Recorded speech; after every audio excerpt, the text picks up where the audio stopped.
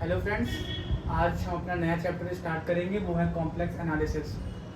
बहुत ही important chapter है ये। आज हम अपने इस टॉपिक में सबसे पहले इसके बेस के बारे में पढ़ेंगे, मतलब कॉम्प्लेक्स एनालिसिस के बेस को समझेंगे। हमारे लिए बहुत ही इंपॉर्टेंट चैप्टर है कॉम्प्लेक्स एनालिसिस। अगर कोई भी कॉम्प्लेक्स नंबर है, उसमें उसका आर्गुमेंट क्या होता है, उसका एंगल कैसे निकालते हैं, उसकी प्रिंसिपल वैल्यू कैसे निकालते हैं, जो आगे बहुत सारे थ्योरम्स हैं हमारे, कॉची-रीमान इक्वेशन है, कॉची रेसिड्यू थ्योरम है, रेसिड्यू कैसे निकालते हैं, वो सब पढ़ेंगे हम इसमें। लेकिन उन सबको पढ़ने से पहले हमें सबसे इम्पोर्टेंट जो है वो है हमारा कॉम्प्लेक्स एनालिसिस का बेस क्या हो, बेस पढ़ना इंपॉर्टेंट है। मतलब उसको थोड़ा सा जो उसकी बेसिक चीज़ें वो जानना बहुत इंपॉर्टेंट है हमारे लिए, कि कॉम्प्लेक्स एनालिसिस का रियल पार्ट कौन सा होता है, इमेजिनरी पार्ट कौन सा होता है, या उसका कॉन्जुगेट क्या होता है। तो ये सब टॉपिक आज हम अपने इस लेक्चर में कवर करेंगे। बहुत ही इजी टॉपिक है, बहुत ही इजी लेक्चर रहेगा आज का। और हम सबसे पहले आज समझेंगे कॉम्प्लेक्स नंबर बोलते किसे हैं। तो कॉम्प्लेक्स नंबर जो है वो हमारा कॉम्प्लेक्स नंबर दो चीज़ों से मिलकर बना हुआ होता है। एक होता है हमारा रियल पार्ट, एक होता है हमारा इमेजिनरी पार्ट। जब हम दोनों पार्ट को ऐड सब्ट्रैक्ट कर देते हैं आपस में, तो हमारे पास एक कॉम्प्लेक्स नंबर बन के आता है। तो देखते हैं क्या होता है। अगर हमारे पास कोई z इज इक्वल टू लिखा हुआ है x प्लस आई वाई, अगर हमारे पास इस तरह कुछ दिया गया हुआ है, तो हमारे पास जो ये पार्ट होगा इसको हम लोग बोलते हैं रियल पार्ट। हमारा क्या है, रियल पार्ट। इस वाले पार्ट को हम लोग क्या बोलते हैं, इमेजिनरी पार्ट। ये होता है हमारा इमेजिनरी पार्ट, ये होता है हमारे पास रियल पार्ट। ये हमारा रियल पार्ट है x, और जो टर्म i के साथ लिखा है वो है हमारा इमेजिनरी पार्ट। आप सोचेंगे आई हमारे यहाँ पे क्या है, तो आई हमारे यहाँ पे आयोटा है, जिसकी वैल्यू हमारी होती है i is equal to under root of -1। ये हमारी i की वैल्यू है। तो जब हम दो, एक रियल पार्ट को और एक इमेजिनरी पार्ट को आपस में जोड़ देते हैं, तो हमारे पास क्या बनता है, एक कॉम्प्लेक्स नंबर बनता है। तो इससे ये जो हमारा टर्म बना, इसे हम क्या बोलेंगे, कॉम्प्लेक्स नंबर।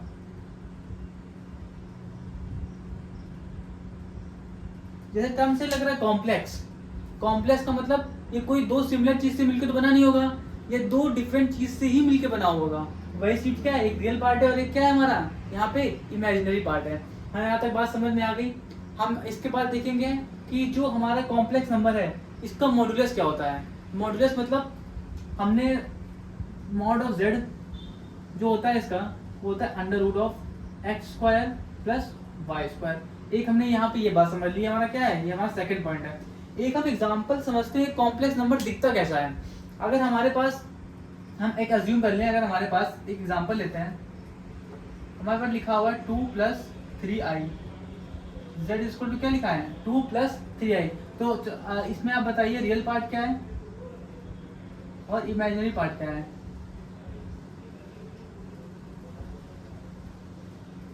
इसका रियल पार्ट क्या है, इसका रियल पार्ट जिसमें आई नहीं है वो हमारा क्या है, रियल पार्ट। तो 2 के साथ आई नहीं है, 2 हमारा क्या हो गया, रियल पार्ट हो गया।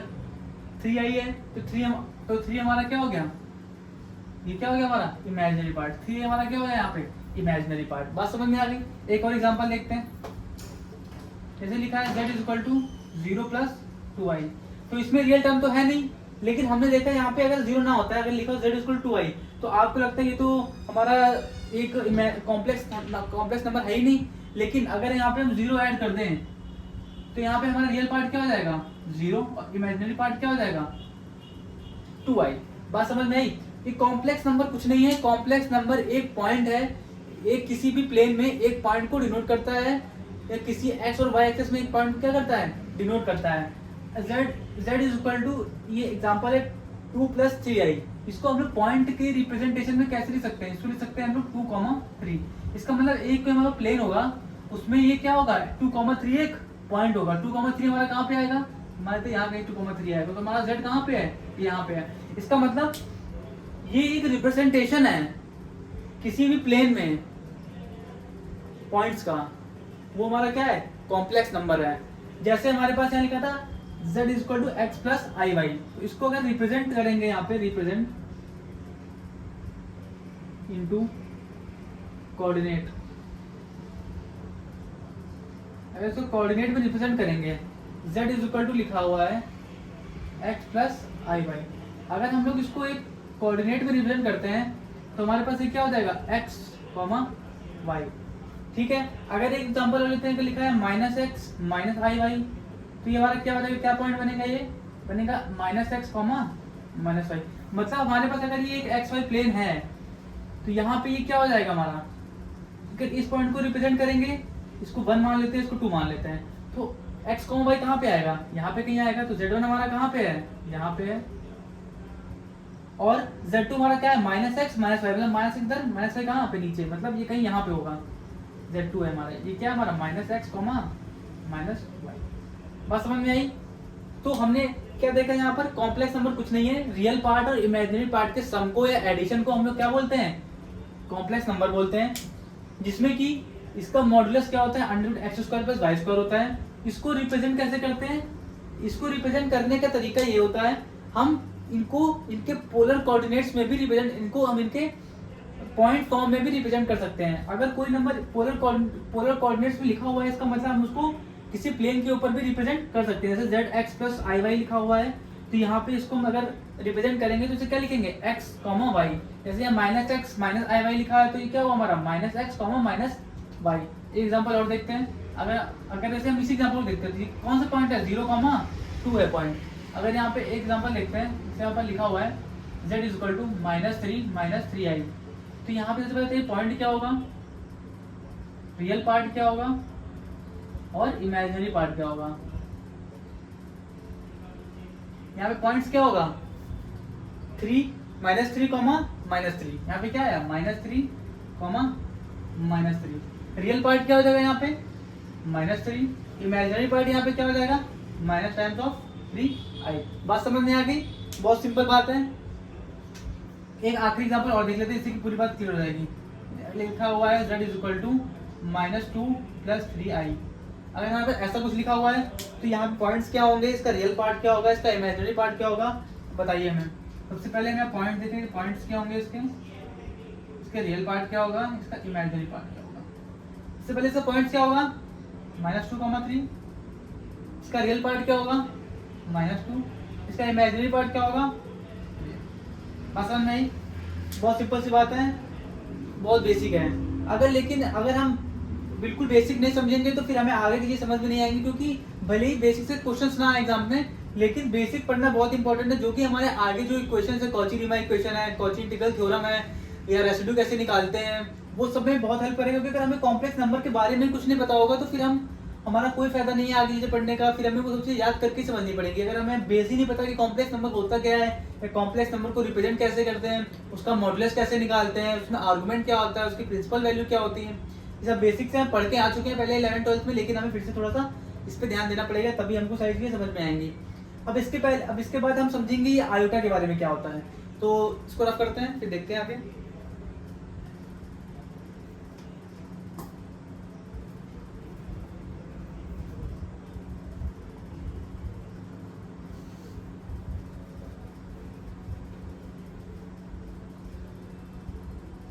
अब हम सबसे पहले समझेंगे ये आयोटा क्या होता है, आयोटा की वैल्यू क्या होती है। अगर आयोटा का स्क्वायर कर दे तो क्या आएगा, अगर आयोटा की पावर 4 कर देंगे क्या आएगा, आयोटा की पावर 3 कर देंगे तो क्या आएगा, ये समझेंगे हम।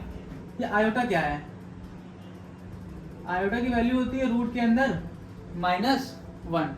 बात समझ में आई। अगर हम मान लो इसका स्क्वायर कर दें तो हमारे पास कितनी वैल्यू आ जाएगी इसकी, -1। बात ठीक है। अगर हम इसका क्या कर दें, आयोटा क्यूब कर दें, अगर मान लो हम -1 का क्या कर दें यहाँ पे क्यूब कर दें, तो ये हमारे पास क्या बनेगा, क्योंकि क्यूब हटाएंगे तो एक स्क्वायर लगा देते हैं और एक इसको ऐसे वापस नोट कर देते हैं। तो यहाँ पे क्या हो गया, इसका स्क्वायर -1 हो गया, ये क्या होता है आई। इसका मतलब आयोटा क्यूब कितना आया, -i, मतलब आयोटा क्यूब = -√(-1). ये बात हो गई। यहाँ पे i² = -1, तो फिर से i √-1 यहाँ पे वापस आ गया, तो कोई फायदा नहीं आया। अगर हम आयोटा की पावर 4 निकालें यहाँ पे तो कितना आएगा, -1 की पावर 4, तो यहाँ पे कितना आ जाएगा 1। अगर आयोटा की पावर हम यहाँ पे क्या निकालें 5 निकालें तो कितनी आएगी, आयोटा की पावर 4 × i। तो हमको आयोटा की, हमें क्या पता है, हमें आयोटा की पावर 4 पता है 1 होता है, और i का i हो जाएगा, तो आयोटा की पावर 5 का आंसर क्या आया, i आया। अगर हम आयोटा की पावर 6 देखें तो क्या आ जाएगा, अगर आयोटा की पावर 6 देखें तो आयोटा की पावर 4 डॉट आयोटा की पावर स्क्वायर, ये होता है 1, ये होता है √1, तो यहाँ आ जाएगा -1। ठीक है।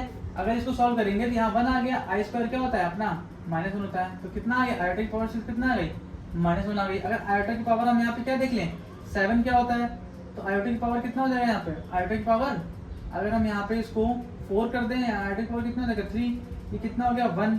या आयोटा का क्यूब क्या होता है, आयोटा का क्यूब हमने निकाल के देखा हमारे पास कितना आया, आयोटा का क्यूब निकाला यहाँ पे, तो यहाँ पे अगर इसको ये तो 1 आ गया हमारे पास यहाँ पे, इसको यहाँ पे तोड़ा हमने थोड़ा सा, तो यह I square dot I, I square क्या होता है -1 इंटू आई, आयोटा की पावर 7 कितना आ गया -1, कितना आ गया हमारे पास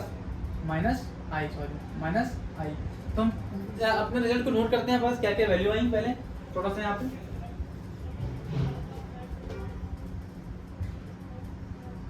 हमने आयोटा स्क्वायर हमारा कितना आया -1 आया, आयोटा की पावर 3 कितना आया -i आया, आयोटा की पावर 4 कितना आया 1, आयोटा की पावर 5 कितना आया i, आयोटा की पावर 6 कितना आया -1, आयोटा की पावर 7 कितना आया -i। हमारे पास ये आ गया। मतलब अगर हम लोग अगर यहाँ पे अगर इसको और थोड़ा सा देखें, अगर हम इन टर्म्स को लेके चलते हैं और इस पहली वाले टर्म को उठाते हैं, आयोटा की पावर 4 कितना है हमारा यहाँ पे 1 है। अगर हम आयोटा की पावर 4 में अगर हम 2 से मल्टीप्लाई कराते तो आयोटा की पावर 8 हो गया। अगर इसका भी निकालेंगे ये 4 हो गया, इसका स्क्वायर हो गया, ये भी कितना आएगा 1 आएगा। मतलब हम अगर कोई भी इंटीजर पुट करें 4 के साथ कुछ भी मल्टीप्लाई कराते, कोई भी इंटीजर को मल्टीप्लाई कराते, हमेशा आंसर कितना आएगा 1 आएगा। तो जनरल एक्सप्रेशन हमारे पास यहाँ पे क्या हो जाएगा, जनरल एक्सप्रेशन हमारे पास अगर आई की पावर हमारे पास 4k है, अगर हमारे पास आई की पावर कितनी है यहाँ पे, अगर आई की पावर हमारे पास 4k है, हमारे पास आंसर हमेशा कितना आएगा 1 आएगा। ये हमारे पास पहला रिजल्ट आ गया। जैसे यहाँ पे देखते हैं, अगर आयोटा की पावर क्या है हमारे पास यहाँ पे 4k प्लस 1 है, क्या है अगर 4k प्लस 1 है तो कितना आ जाएगा आई आ जाएगा। हमेशा कुछ भी नंबर रख लो यहाँ पे, जो आपका मन हो वो इंटीजर रखोगे, हमेशा क्या आंसर आएगा 1। अगर इस फॉर्म में दिया गया है, अगर आयोटा की पावर यहाँ पे हमारा क्या है 4k प्लस 2 है तो कितना आएगा हमारा यहाँ पे -1 आएगा। अगर आयोटा की पावर 4k प्लस 3 है तो हमेशा क्या आएगा हमारा -i आएगा। ये हमारे सारे क्या इंपॉर्टेंट रिजल्ट्स हैं, तो थोड़ा सा हमको इनको दिमाग में रखना पड़ेगा। कहीं इनका यूज नहीं होगा, ज़्यादा यूज होगा बहुत कम होगा, लेकिन हमें ये चीज़ें पता होनी चाहिए। बात समझ में आ गई, ये रिजल्ट हमने डिराइव कर लिया कहाँ से आया, बात समझ में आ गई पूरी। अब हम समझेंगे कि किसी भी कॉम्प्लेक्स नंबर का कॉन्जुगेट क्या होता है।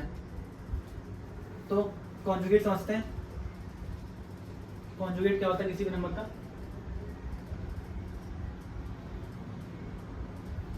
देखते हैं कॉन्जुगेट क्या होता है। Conjugate of a complex number. अरे बहुत आराम से पढ़ना, बिल्कुल लोड नहीं लेना किसी चीज़ का, बहुत ही इजी स्टेप्स हैं, बहुत ही आसान तरीके से आपको समझा दूंगा। आपको बिल्कुल एकदम एग्जाम में दिक्कत नहीं पड़ेगी क्वेश्चन करने में। अगर हमारे पास एक नंबर दिया गया z equal to x plus i y, सबसे सिंबल क्या होता है कॉन्जुगेट का, ये देखेंगे सिंबल क्या होता है। कॉन्जुगेट का सिंबल क्या होता है, z के ऊपर एक हम ऐसे बार लगा देते हैं। ये किसका सिंबल है, ये सिंबल है किसका कॉन्जुगेट का, ठीक है। बात समझ में आई। अगर z के ऊपर बार लगा दिए तो इसका कॉन्जुगेट क्या हो जाएगा x माइनस आई वाई। बात समझ में आ गई। बहुत जगह बुक्स में x प्लस आई वाई को a माइनस आई भी लिख देते हैं, या इसको a प्लस आई भी लिख देते हैं, ये सारी बात सेम है। बात समझ में आई। एग्जाम्पल लेते हैं, अगर हमारे पास लिखा हुआ है z इज इक्वल टू दिया है हमारे पास 3 माइनस 2i, तो फाइंड कॉन्जुगेट ऑफ z। तो कॉन्जुगेट से होगा z बार। हमेशा क्या करना है, हमेशा इमेजिनरी पार्ट के आगे जो साइन लगा है उसको ही चेंज करना है, कभी भी रियल पार्ट के आगे वाले साइन में चेंजमेंट नहीं होता है। कभी कभी क्वेश्चन में क्या करता है, वो इमेजिनरी पार्ट को आगे रख देता है और रियल पार्ट को पीछे रख देता है। तो हम लोग जल्दी जल्दी में क्या करते हैं, हम लोग रियल पार्ट के साइन को चेंज कर देते हैं, लेकिन ऐसा नहीं करेंगे। यहाँ पे हमेशा इमेजिनरी पार्ट के साइन को ही चेंज करेंगे। यहाँ पे इमेजिनरी पार्ट कौन सा है, ये इसी के साइन को चेंज होगा, तो यहाँ पे क्या आ जाएगा 3 प्लस 2 आई आ जाएगा। अगर हम इस कॉन्जुगेट, यहाँ पे हमारे पास क्या आ गया, इसका कॉन्जुगेट आ गया। एक एग्जांपल और देखते हैं।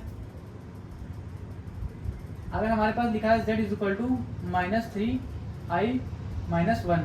अब इसमें क्या करना है, इसका हमें क्या बताना है, इसका हमें बताना है कि इसमें क्या कहते हैं उसको, अपना कॉन्जुगेट क्या होगा, रियल पार्ट क्या होगा, इमेजिनरी पार्ट क्या होगा, पॉइंट्स क्या होंगे, और वो इसका मॉडुलस मतलब आर्गुमेंट क्या होगा।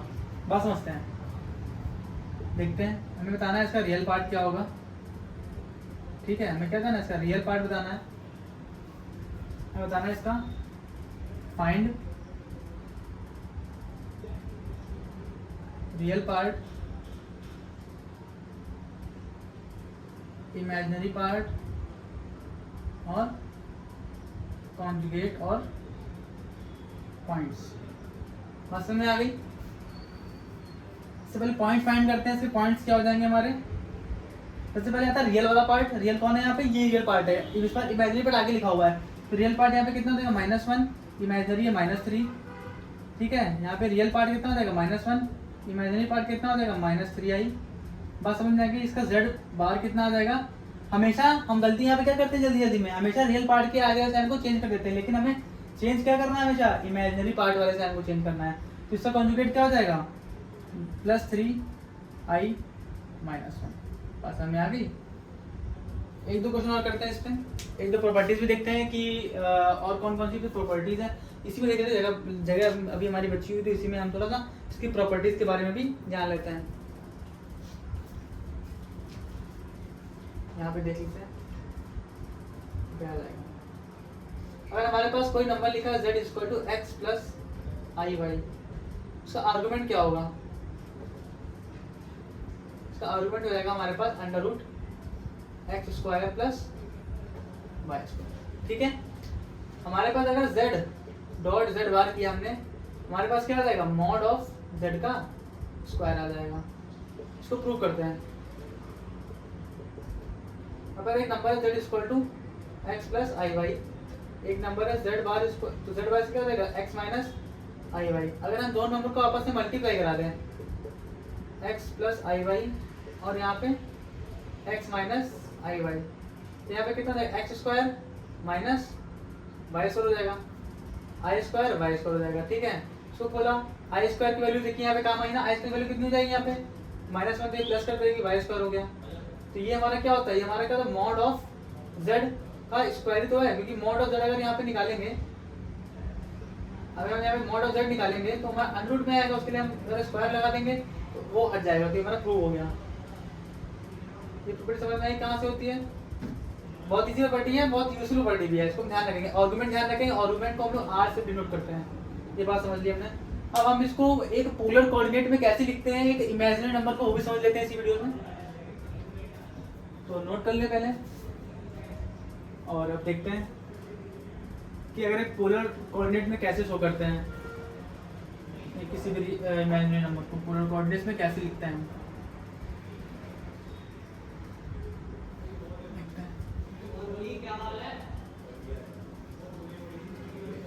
देखते हैं यहाँ पे representation in a polar coordinate.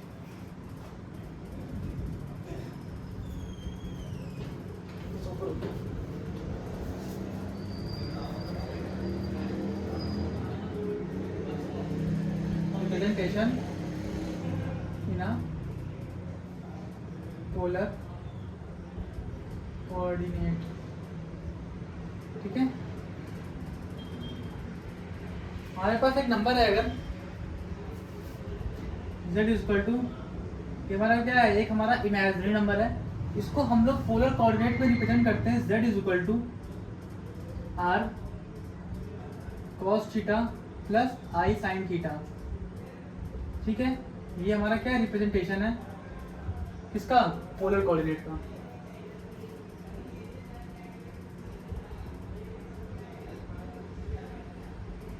क्या हमारा पोलर कोऑर्डिनेट का रिप्रेजेंटेशन है। यहाँ पे थीटा क्या है, हमारा एंगल है, आर हमारा यहाँ पे क्या है, आर्गुमेंट है, इसकी वैल्यू क्या हमारी mod ऑफ z है, जिसको ऊपर से निकाल लेंगे आराम से, कोई दिक्कत नहीं हमारे पास। थीटा हम निकालना सीखेंगे आगे, कैसे निकालते हैं थीटा यहाँ पर। और ये आया हमारा कहाँ से, z = r.e⁻i θ, ये होता है हमारा ओरिजिनल। अब e⁻i θ को एक्सपेंड करना सीखते हैं यूलर फॉर्म से। ये क्या, यूलर्स फॉर्म से क्या बोलते हैं, यूलर्स फॉर्म बोलते हैं। e⁻i θ को एक्सपेंड करेंगे तो e⁻i θ होता है cos θ plus i sine theta, ये जो उठा के ऊपर पुट कर देंगे तो z is equal to r cos theta plus i sine theta. Theta हमारे यहाँ पे क्या है, प्रिंसिपल वैल्यू है, यहाँ थीटा हमारा क्या है, प्रिंसिपल वैल्यू है। अभी हम निकाल सकेंगे इसको, प्रिंसिपल वैल्यू है, ये क्या है हमारा, प्रिंसिपल वैल्यू है। ठीक है, बात समझ में आई। जैसे हमारा आर्गुमेंट है, आर्गुमेंट निकाल सकते हैं। आर्गुमेंट कैसे निकालते हैं पता है, हम under root x square plus y square, कोई दिक्कत नहीं है हमारे पास। ये रिप्रेजेंटेशन होता है पोलर कोऑर्डिनेट्स में, इसे बोलते हैं थीटा होता है, यहाँ पे प्रिंसिपल वैल्यूज होती हैं। अब समझते हैं क्या होते हैं प्रिंसिपल वैल्यूज। आर्गुमेंट देख लिया क्या होता है हमने, ये इसका रिप्रेजेंटेशन होता है, ये इंपॉर्टेंट चीज़ है बहुत। ठीक है, अब हम आगे देखने जा रहे हैं कि इसको किसी भी रिप्रेजेंटेशन में कैसे शो करते हैं। ये बहुत ईजी फॉर्म है, हम इसको बहुत ही ईजिली समझ सकते हैं, कोई दिक्कत नहीं है।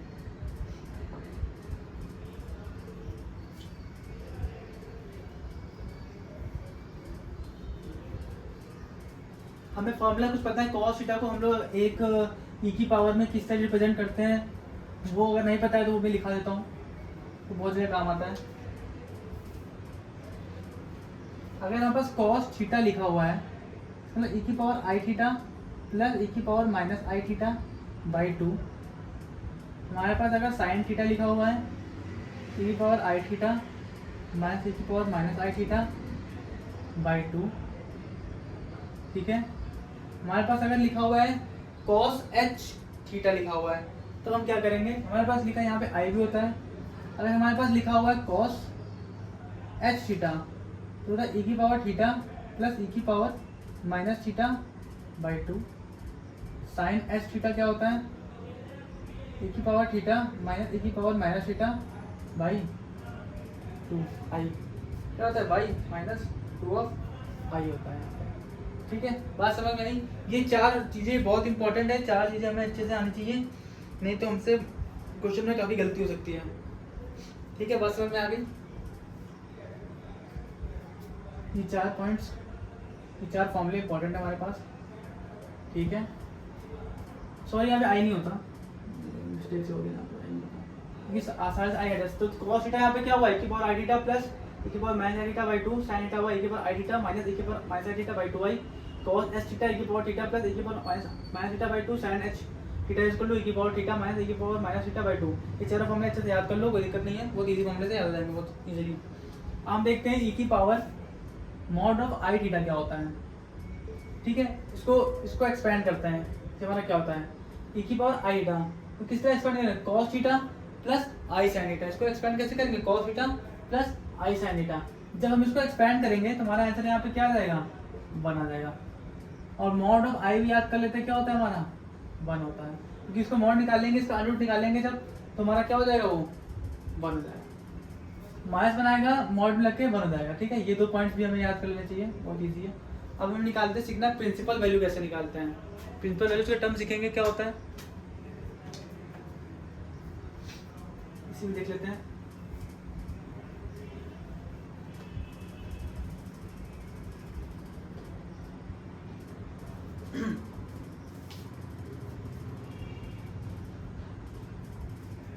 प्रिंसिपल वैल्यू क्या होता है देखते हैं।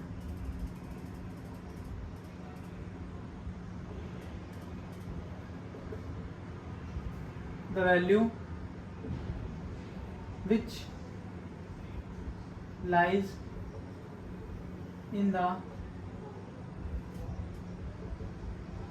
इंटरवल ऑफ -π to π कॉल्ड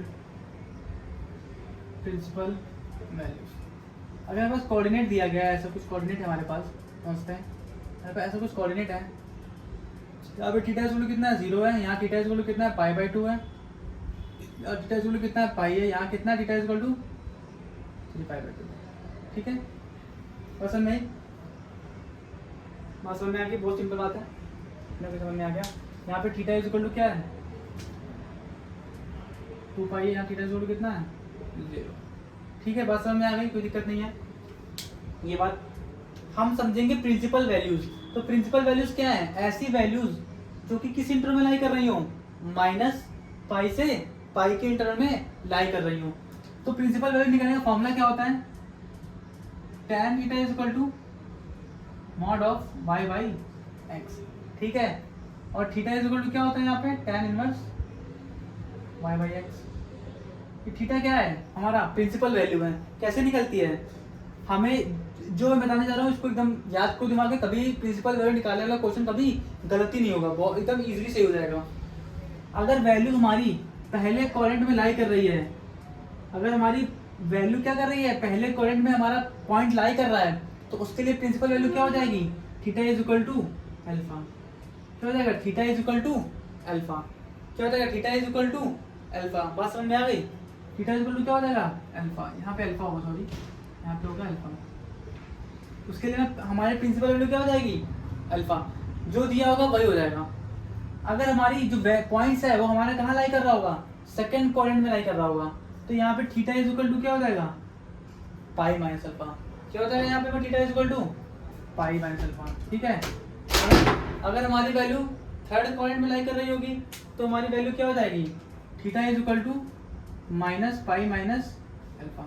अगर हमारा पॉइंट फोर्थ क्वाड्रेंट में लाई कर रहा होगा तो हमारी वैल्यू क्या हो जाएगी, theta is equal to minus alpha. बस समझ में, सबसे पहले क्वेश्चन आएगा, क्वेश्चन में लिखा होगा फाइंड द प्रिंसिपल वैल्यू। हम इजीली कुछ नहीं करेंगे, सबसे पहले हम जो क्वेश्चन में पॉइंट दिए होंगे, पॉइंट देखेंगे कहाँ पे है पॉइंट। अगर हमारा पॉइंट पहले क्वाड्रेंट में लाई कर रहा है तो वहाँ पे जो थीटा है वही हमारा क्या हो जाएगा, अल्फा हो जाएगा। बात समझ में आ गई। अगर हमारी वैल्यू दूसरे क्वाड्रेंट में लाई कर रही होगी तो उसके लिए प्रिंसिपल वैल्यू हमारी क्या हो जाएगी, theta is equal to pi minus alpha हो जाएगी। जो भी अल्फा यहाँ पुट करने पे आएगा हम क्या करेंगे, उसको यहाँ पुट कर देंगे, वहां से हमारा थीटा निकल आएगा। ये थीटा हमारा क्या है यहाँ पे, प्रिंसिपल वैल्यू। ये थीटा हमारा यहाँ पे क्या है, प्रिंसिपल वैल्यू है। बात समझ में आ गई, बहुत इजी है लेकिन हमें समझना बहुत इंपॉर्टेंट है। बात समझ में आ गई में यहाँ पे कोई दिक्कत नहीं है। हम इसको एक क्वेश्चन से अकॉर्डिंग देखते हैं, क्वेश्चन देखते हैं बुक में दिया गया है। जैसे एक क्वेश्चन है हमारे पास, एक क्वेश्चन लेते हैं यहाँ पे, इसे क्वेश्चन दिया गया है, देखते हैं। क्वेश्चन है z is equal to 1 plus i. z is equal to क्या है हमारा, 1 प्लस आई दिया गया हुआ है। तो यहाँ पे क्या हो जाएगा, अगर z is equal to 1 plus I दिया गया है तो हमारा इसके पॉइंट्स क्या हो जाएंगे, ये हो जाएगा 1,1 कहाँ लाई कर रहा है, पहले क्वाड्रेंट में लाई कर रहा है। इसका मतलब जो थीटा होगा वही क्या होगा हमारा, अल्फा होगा। तो यहाँ पे अल्फा इज इक्वल टू क्या होगा, tan inverse y by x. Alpha is equal to tan inverse 1/1 कितना आया, पाई बाई 4 आ गया। ठीक है, एक दूसरा एग्जांपल लेके देखते हैं, तब हमारी पूरी बात क्लियर हो जाएगी हमें क्या है।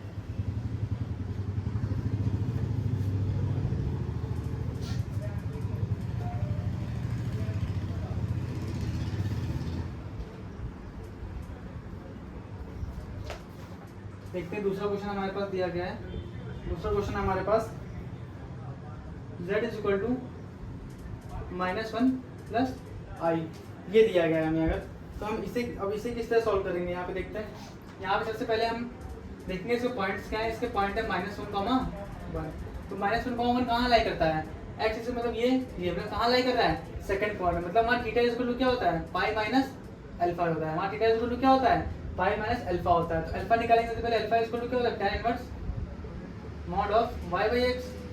अल्फा इज इक्वल टू क्या हो गया, tan इनवर्स y यहाँ पे कितना है 1/-1, तो यहाँ अल्फा इज इक्वल टू कितना आ गया, पाई बाई 4 आ गया। मॉड कोई दिक्कत नहीं है।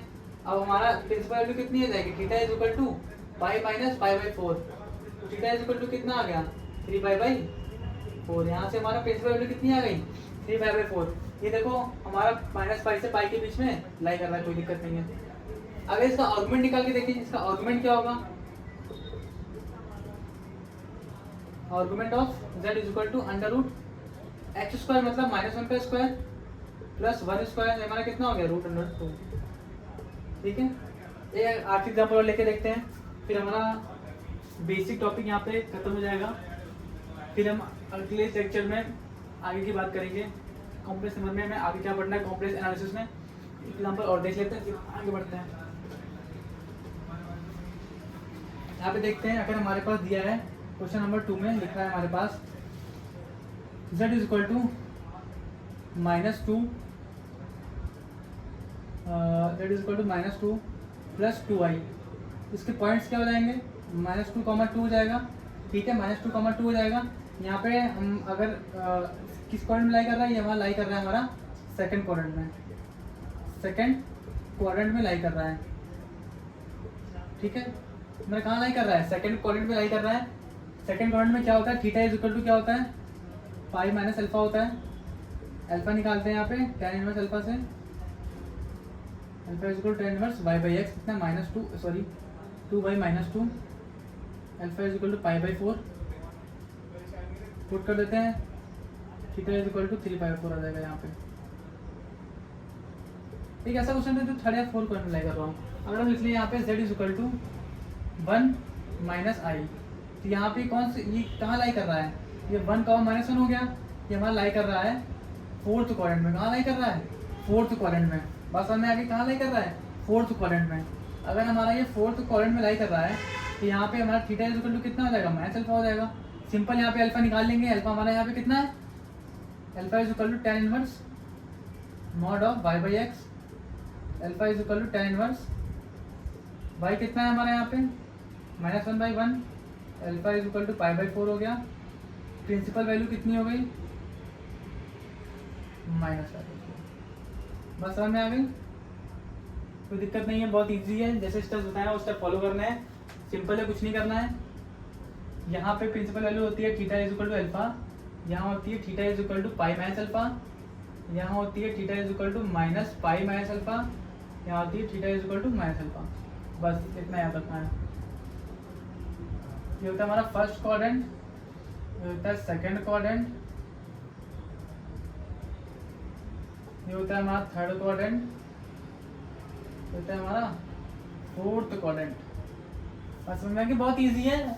बात समझ में आ गई तो हमने आज बहुत सारे टॉपिक कवर कर लिए हैं, तो कोई दिक्कत नहीं है। बहुत ही इजी से क्वेश्चन आएंगे इसी पे, हम आराम से इसको सॉल्व कर लेंगे, हमें पास कोई दिक्कत नहीं। हमने यूलर फॉर्म समझ ली कि आई थीटा अगर दिया है तो उसको कैसे रिप्रेजेंट करते हैं, आई थीटा कैसे तोड़ते हैं। अगर z equal r i theta है तो उसको r bracket cos theta plus i sine theta के फॉर्म में लिखेंगे। वहाँ पे थीटा जो होता है प्रिंसिपल वैल्यू होता है, निकालना सीख लिया कैसे निकालते हैं प्रिंसिपल वैल्यू, आर्गुमेंट निकालना सीख लिया है, बेसिस समझ लिया, रियल पार्ट क्या होता है, इमेजिनरी पार्ट क्या होता है, कॉन्जुगेट क्या होता है। बहुत ही ईजी चीज़ें हैं। हमने देख लिया कि आई पावर 4k+1, 4k+2, 4k+3 4 के फॉर्म में दिए कैसे निकालते हैं, कोई बहुत ईजी टॉपिक है। अब हम जब नेक्स्ट डे है जो हम अपना अब जो आगे टॉपिक शुरू करेंगे वो होगा नेक्स्ट लेक्चर में सिंगल वैल्यूड फंक्शन और मल्टी वैल्यूड फंक्शन, ये पढ़ेंगे। इसके बाद हम लोग जो है ग्राफ थोड़ा समझेंगे, कॉम्प्लेक्स नंबर के जो है ग्राफ कैसे बनते हैं, इंडिपेंडेंट वेरिएबल क्या होता है, डिपेंडेंट वेरिएबल क्या होता है, उसके कुछ क्वेश्चंस करेंगे, कुछ उसके केसेस समझेंगे जो कि बहुत इंपॉर्टेंट है। और उसके बाद हम फिर अपना एनालिटिक फंक्शन समझेंगे कि एनालिटिक फंक्शन क्या होता है, फिर कॉची-रीमान इक्वेशन आएगी, फिर कॉची इंटीग्रल थ्योरम आएगी, सब कुछ हम बहुत ही डीपली क्लियर कर लेंगे एकदम क्वेश्चंस के साथ, जिससे कि आपको पेपर में दिक्कत ना पड़े। तो फ्रेंड्स आज के लिए बस इतना ही। Please like and subscribe my channel. बहुत ईजी टॉपिक्स हैं, अच्छे से समझा दूंगा आपको, कोई दिक्कत नहीं आएगी आपको। तो बस आज के लिए इतना ही, थैंक यू।